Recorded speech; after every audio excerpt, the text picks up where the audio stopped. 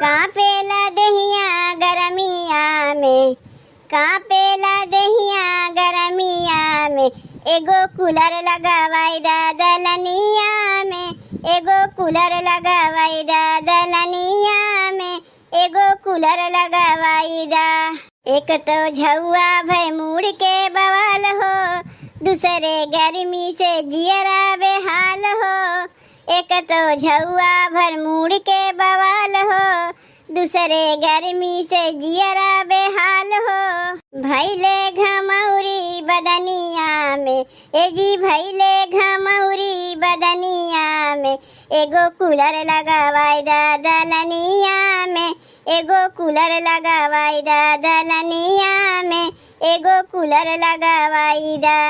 कांपेला दहिया गरमिया में, एगो कूलर लगावाई दा दलनिया में, एगो कूलर लगावाई दा दलनिया में, एगो कूलर लगावाई दा। घर वो न नीक लगे गर्मी के मारे, सुते खातिर ओलरीला बहरे वो सारे।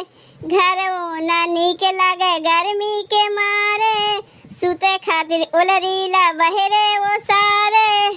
कटी दिन रात परेशानिया में, ए जी कटी दिन रात परेशानिया में, एगो कूलर लगावाई दा दलनिया में, एगो कूलर लगावाई दा दलनिया में, एगो कूलर लगावाई दा।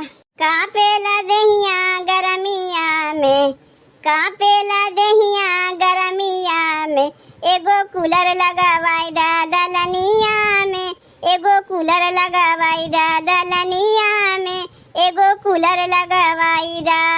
अब भैया बहनी अवधि लोकगीत कैसन लाग? अगर अच्छा लागो तनी एक कूलरवा लगवाई दियो। कूलरवा नहीं बहनी, वीडियो के लाइक और चैनल के सब्सक्राइब कर दियो। रखी नहीं तो मंगी नहीं है, मांग मांग के कूलर चलिए लगवावे।